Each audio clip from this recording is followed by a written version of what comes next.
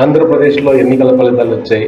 దాదాపుగా ఎవరు ఊహించినటువంటి స్థాయిలో టీడీపీ అండ్ బీజేపీ జనసేన కూటమి ఘన విజయాన్ని సాధించింది. కాబట్టి గెలిచినటువంటి టీడీపీ, జనసేన, బీజేపీ అలాగే వైసీపీలో గెలిచినటువంటి అందరికీ కూడా మొదట శుభాకాంక్షలు.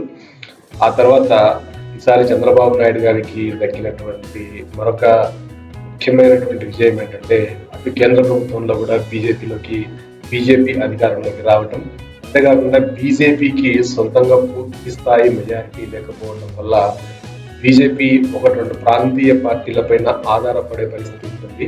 కాబట్టి బాబు గారికి ఇప్పుడు చక్కటి అవకాశం ఉంటుంది. ఏంటంటే ప్రత్యేక హోదా తెచ్చుకోవాలన్నా కూడా, లేదా రాష్ట్రానికి మరిన్ని నిధులు లేకపోతే మరిన్ని ప్రాజెక్టులు తెచ్చుకోవాలి అనుకున్నా కూడా ఇది చాలా చక్కటి సమయం. కాబట్టి బాబు గారు దీన్ని ఉపయోగించుకొని ఆంధ్రప్రదేశ్ని మరింత ముందుకు తీసుకెళ్ళగలరని అనుకుంటున్నాను. అట్ ద సేమ్ టైం బాబు గారు గతంలో అమరావతిలో ఏం చేసినా తాత్కాలికం అన్నారు. దయచేసి అట్లాంటి పదాలు లేకుండా మీరు ఏం చేయాలనుకున్నారో దానికి 5 ఏళ్ళు పూర్తి చేసి పూర్తి స్థాయిలో డెవలప్ చేయండి. అంతేకాకుండా మీరు ఆంధ్రప్రదేశ్ అనుకుని ఆంధ్రప్రదేశ్ అంటే కేవలం కోస్తా అనుకోకుండా రాయలసీమ వైపు కూడా దృష్టి సారించి రాయలసీమను కూడా కొంత అభివృద్ధి పథంలో తీసుకెళ్ళండి. రాయలసీమకి ఎలాంటి ప్రాజెక్టులు వస్తాయి, రాయలసీమలో ఎట్లాంటి ఇన్స్టిట్యూషన్స్ లేకపోతే ఎట్లాంటి ఇండస్ట్రీస్ రాయలసీమ డెవలప్ అవుతుందన్నది ఒక ప్రణాళిక రూపొందించుకొని మీరు రాయలసీమ వైపు కూడా కొద్దిగా దృష్టి సారించినట్లయితే చాలా బాగుంటుంది. గతంలో మీరు చేసిన తప్పు ఇది, రాయలసీమ వైపు మీరు పూర్తిగా దృష్టి సారించలేకపోయారు. ఈసారి అట్లా లేకుండా రాయలసీమ వైపు కూడా దృష్టి సారించి రాయలసీమ కూడా కొన్ని ప్రజలకు ఉపయోగపడే ప్రాజెక్టులు కావచ్చు, విద్యా సంస్థలు కావచ్చు, లేకపోతే ఇతర ఇండస్ట్రీస్ కావచ్చు, రాయలసీమలో కూడా నెలకొల్పి రాయలసీమ ప్రజలను కూడా ముందుకు తీసుకెళ్ళండి. రాయలసీమ కూడా నీటిపారుదల సౌకర్యాలను అట్లాగే ఇతర సౌకర్యాలను కూడా మీరు కల్పించండి. రాష్ట్రాన్ని అంతా ఒక యూనిట్ లాగా తీసుకొని రాష్ట్రంలో అన్ని ప్రాంతాల్లో బాగా అభివృద్ధి చెందేలాగా మీరు మీ ప్రణాళికలను రూపొందించుకొని రాష్ట్రాన్ని ముందుకు తీసుకెళ్ళండి. మరొకసారి మీకు శుభాకాంక్షలు. అయితే ఇక్కడ టీడీపీ కూడా ఊహించని స్థాయిలో ఫలితాలు వచ్చాయి. టీడీపీ దాదాపుగా ఘన విజయం సాధించింది. జనసేన కూడా దాదాపుగా పోటీ చేసినటువంటి అన్ని సీట్లలో విజయం సాధించింది. అనుకోకుండా బీజేపీ కూడా దాదాపుగా 7 స్థానాల్లో విజయం సాధించింది. కాబట్టి 3 పార్టీలు కూటమిగా ఏర్పడి ఓట్లని తమ వైపు తిప్పుకోవడంలో విజయం సాధించాయి. కాబట్టి వీళ్ళందరికీ మరొకసారి శుభాకాంక్షలు. కాబట్టి ఇప్పుడు చంద్రబాబు నాయుడు కావచ్చు, అటు జనసేన కావచ్చు, ఇది ఒక చక్కటి అవకాశం. ఈ అవకాశాన్ని వీళ్ళు సద్వినియోగపరుచుకొని కేంద్రంలో ఉన్నటువంటి బీజేపీ దగ్గర నుంచి అన్ని విధాలుగా సహాయ సహకారాలను పొంది రాష్ట్రాన్ని ముందుకు తీసుకెళ్లగలరు అని ఆశిస్తున్నాం. అయితే ఈ ఎన్నికల్లో మనం గమనించినట్లయితే జగన్మోహన్ రెడ్డి గతంలో 151 సీట్ల నుండి ఇవాళ ప్రధాన ప్రతిపక్ష హోదా కూడా తగ్గించడం దిగజారిపోయాడు. ఇది మాత్రం ఎవరూ ఊహించని పరిణామం. ఇంత దారుణంగా వైసీపీ ఓడిపోతుందని ఈవెన్ చంద్రబాబు నాయుడు కూడా ఊహించుంటారు. ఎందుకంటే చంద్రబాబు నాయుడు కూడా 100 నుంచి 150 సీట్లు వస్తే చాలు, ప్రభుత్వాన్ని ఏర్పాటు చేస్తే చాలు అనే ఆలోచనలో ఉన్నాడు. అట్లాంటిది ఇవాళ టీడీపీకి దాదాపుగా 150 పైన సీట్లు వస్తున్నాయి. జగన్మోహన్ రెడ్డి కేవలం 15 సీట్లు, 10 నుండి 15 సీట్లకే పరిమితం అవ్వాల్సి వస్తుంది. కాబట్టి ఇక మీదట జగన్మోహన్ రెడ్డి అసెంబ్లీలో ఏ విధంగా ఉంటాడు, అసలు అసెంబ్లీలో జగన్మోహన్ రెడ్డికి మాట్లాడే ఛాన్స్ వస్తుందా లేదా? ఎందుకంటే మొన్నటి వరకు 150 ఎమ్మెల్యేలను పెట్టుకుని పాలించాడు. అదే వ్యక్తి ఇవాళ కేవలం 5 నుంచి 10 మంది ఎమ్మెల్యేలని దగ్గర పెట్టుకుని అసెంబ్లీలో రాణించడం అనేది చాలా కష్టతరమైనటువంటి పని. కాబట్టి రాబోయే రోజుల్లో జగన్మోహన్ రెడ్డి చాలా కష్టాలు పడాల్సి వస్తుందేమో తెలియదు. ఇవాళ వైసీపీలో గెలిచినటువంటి 10-15 మంది ఎమ్మెల్యేలు వైసీపీలో 5 ఏళ్ళు ఉంటారని చెప్పడానికి కూడా లేదు. వాళ్ళ అవసరాల కోసం వాళ్ళ పార్టీ మారే అవకాశాలు కూడా చాలా ఎక్కువగా ఉన్నాయి. కాబట్టి ఏదైనా కూడా జగన్మోహన్ రెడ్డి చాలా టఫెస్ట్ టైం అని చెప్పాల్సి ఉంటుంది. కాబట్టి ఇక మీద జగన్మోహన్ రెడ్డి అంటే 5 ఏళ్ళు ప్రధాన ప్రతిపక్షంలో 5 ఏళ్ళు పాలించిన తర్వాత ఈ స్థాయిలో ఊహకందని స్థాయిలో జగన్మోహన్ రెడ్డి కిందకి దిగజారడంతో ఈయన పార్టీని మళ్ళీ 0 నుంచి మొదలుపెట్టి 2029 ఎలక్షన్స్కి వెళ్లాల్సి ఉంటుంది. కాకపోతే ఇది అంత ఈజీగా జరగదు. ఎందుకంటే 2014 ఎలక్షన్స్లో జగన్మోహన్ రెడ్డి దాదాపుగా 60 సీట్లకు పైనే గెలిచారు. ఇప్పుడు కేవలం 10 నుంచి 15 సీట్ల మధ్యలో ఉన్నాడు. కాబట్టి జగన్మోహన్ రెడ్డి తన పార్టీని పూర్తిగా 0 నుండి అంటే క్రింది స్థాయి నుండి మళ్ళీ నిర్మాణం చేసుకోవాల్సి ఉంటుంది. కాబట్టి ఇది చాలా కష్టతరమైనటువంటి పని. ఈసారి టీడీపీ అధికారంలోకి వచ్చిన తర్వాత జగన్మోహన్ రెడ్డి పార్టీని ఏ విధంగా ఎదగకుండా కూడా చేసే అవకాశం ఉంటుంది. ఎందుకంటే అధికారంలో ఉండి అవసరం ఉన్న వాళ్ళు అధికార పార్టీ దగ్గరికి వెళ్తారు, పనులు చేసుకుంటారు. కాబట్టి అంత ఈజీగా ఇప్పుడు ఉన్న వాళ్ళందరూ జగన్మోహన్ రెడ్డికి గ్రౌండ్ లెవెల్లో హెల్ప్ చేస్తారని అనుకోవడానికి లేదు. కాబట్టి జగన్మోహన్ రెడ్డి మళ్ళీ తన పార్టీని జీరో నుంచి మొదలుపెట్టి నిర్మించుకోవాల్సి ఉంటుంది. కాబట్టి మళ్ళీ అధికారంలోకి రావాలి అంటే భగీరథ ప్రయత్నమే చేయాల్సి ఉంటుంది. అయితే ఇక్కడ జగన్మోహన్ రెడ్డి ఓటమికి కారణాలు ఏంటి అని విశ్లేషిస్తే మనకి చాలా కారణాలు కనిపిస్తున్నాయి. ఒకటి, అభ్యర్థులను ఎడాపెడా మార్చడం. ఇది అందరూ చెప్తున్నారు.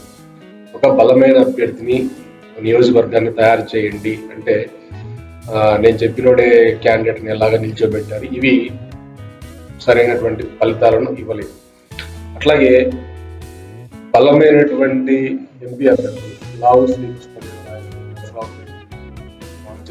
చాలా తక్కువ. శ్రీనివాసన్ రెడ్డి చాలా సార్లు గెలిచాడు. ఆయన డబ్బు కూడా విపరీతంగా వెదజల్లగలరు. అట్లాంటి వ్యక్తిని వదులుకోవడం చాలా పెద్ద తప్పు. అట్లాగే నెల్లూరులో కూడా ఆనం రామనారాయణ రెడ్డి, లేకపోతే ఆదల ప్రభాకర్ రెడ్డి, లేకపోతే వేమిరెడ్డి ప్రభాకర్ రెడ్డి ఇట్లాంటి బిగ్ షాట్స్ ని రాజకీయాల్లో తలపడిన వాళ్ళని వదులుకోవడం కూడా జగన్మోహన్ రెడ్డి చేసిన అతిపెద్ద తప్పు. ఎందుకంటే జగన్మోహన్ రెడ్డి చేసినటువంటి ఇంకొక మిస్టేక్ ఏంటంటే అంటే ఇప్పుడు టీడీపీకి ఎట్లాంటి ఫలితాలు వచ్చాయో అలాగే 2019లో కూడా ఎవరిని నిల్చోబెట్టినా ఆ రోజు గెలిచారు. అయితే అప్పటి పరిస్థితులకు అనుగుణంగా గెలిచారు. అయితే మళ్ళీ ఇప్పుడు పోటీ పడుతున్నప్పుడు ఒక బలమైన అభ్యర్థిని నిలవాల్సినటువంటి స్థానాల్లో కూడా బలమైన అభ్యర్థిని నిలుపుకోలేకపోవటం వైసీపీ చేసినటువంటి అతిపెద్ద పొరపాటు. అంటే ఉదాహరణకు కర్నూలు గమనించినట్లయితే కర్నూలు సిటీలో ఇంతియాజ్ నిల్చోబెట్టారు. ఇప్పటికే అక్కడ ఉన్నటువంటి కర్నూలు ఎమ్మెల్యే పైన బాగా వ్యతిరేకత ఉంది. అది ఇంతియాజ్ పైన చూపింది. అట్లా కాకుండా అక్కడ ఫ్రెష్గా ఇంకొక అభ్యర్థి నిల్చోబెడితే వేరేగా ఉంది. ఆ ఇంతియాజ్ ప్రస్తుతం అంటే మొన్నటి వరకు ఉన్నటువంటి ఎమ్మెల్యేకి అందుకోవడము ఉన్నటువంటి వ్యతిరేకత ఆయన మీద కూడా పనిచేస్తుంది.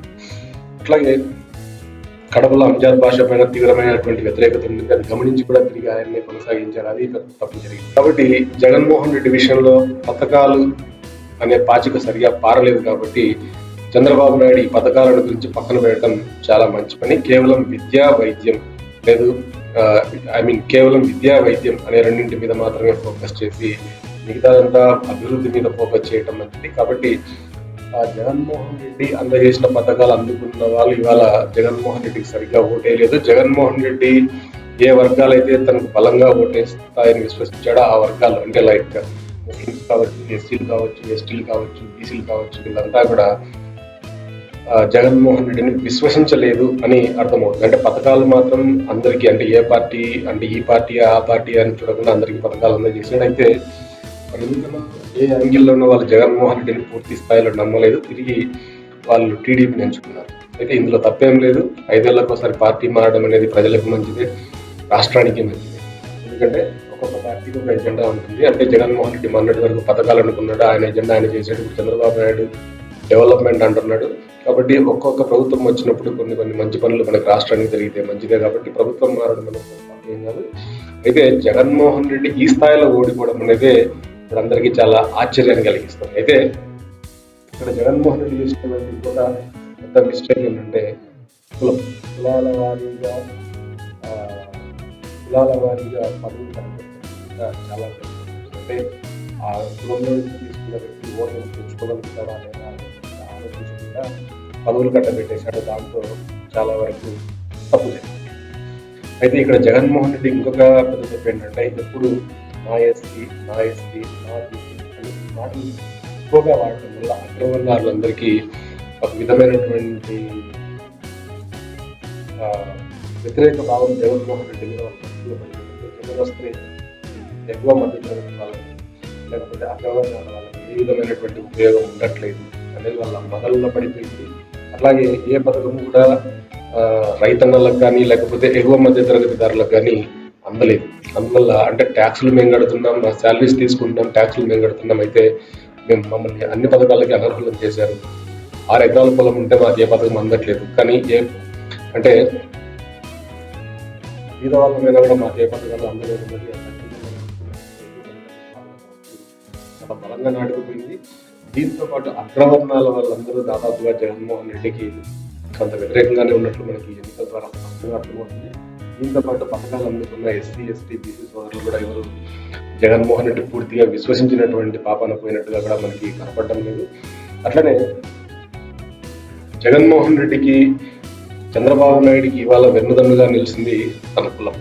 అయితే అదే కులం జగన్మోహన్ రెడ్డికి వెన్నుదన్నుగా నిలవలేదు. ఎందుకంటే రాయలసీమలో లేదా గ్రేటర్ రాయలసీమలో ఏ రెడ్డి జగన్మోహన్ రెడ్డి వల్ల బాగుపడినట్టుగా మనకు కనబడలేదు. అందువల్ల రెడ్లందరూ కూడా జగన్మోహన్ రెడ్డి స్థాయిలో వ్యతిరేకంగా పనిచేశారు. ఎందుకంటే ఈ 5 ఏళ్ల కాలంలో రెడ్లకు ఏ పదవులు రాలేదు, రెడ్లకు ఏ పనులు జరగలేదు.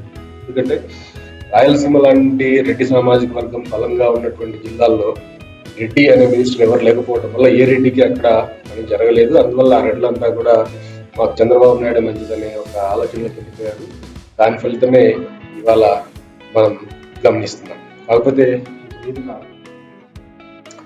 జగన్మోహన్ రెడ్డికి వెన్నుదన్నుగా నిలిచింది రెడ్డి ఓటర్లు. బట్ ఆ రెడ్డి ఓటర్లు వాళ్ళు పూర్తి స్థాయిలో టీడీపీకి పనిచేశారు. కాబట్టి చంద్రబాబు నాయుడు ఇక మీదట ఎన్ని కులాలు ఉంటాయి, ప్రతి కులానికి ప్రతి కులానికి ప్రాతినిధ్యం ఇవ్వాలి అనేది కాకుండా వాళ్ళలో ఎవరు సమర్థులు ఉన్నారు, వాళ్ళు ఎన్ని ఓట్లు మనం తెచ్చుకోగలరని ఆలోచించి నాయకులను తయారు చేసుకుంటే మంచిది. జగన్మోహన్ రెడ్డి చేసినటువంటి కుల సమీకరణలను మీరు పెద్దగా పాటించకపోతేనే మంచిది. ఎందుకంటే అటువైపు ఉన్నటువంటి అభ్యర్థి బలమైన వాడా కాదా, ఆ అభ్యర్థి మనం ఏదైనా పదవి ఇస్తే మన పార్టీకి ఓట్లు వేయించుకోగలడా లేదని ఆలోచించాలి. కానీ ఎవరిని పడితే వాళ్ళని ఎమ్మెల్సీలను, ఎవరిని పడితే వాళ్ళని ఎమ్మెల్యేలు చేయడం వల్ల మనకు వర్కౌట్ కాలేదు. కాబట్టి ఎప్పుడూ కూడా బలమైనటువంటి అభ్యర్థులనే మంత్రి పదవులు ఇవ్వండి. ఎందుకంటే జగన్మోహన్ రెడ్డి ప్రభుత్వంలో మంత్రులుగా పనిచేసిన వారిలో చాలా మందికి సరైనటువంటి అవగాహన లేకపోవడం, వాళ్ళు ప్రజలకి పలకకపోవడం, లేదా కొంతమంది కేవలం తమ సామాజిక వర్గాలకు మాత్రమే పనులు చేసి పెట్టడం వల్ల ఇవాళ ఈ ఫలితం వచ్చింది. ఎందుకంటే రాయలసీమలో గత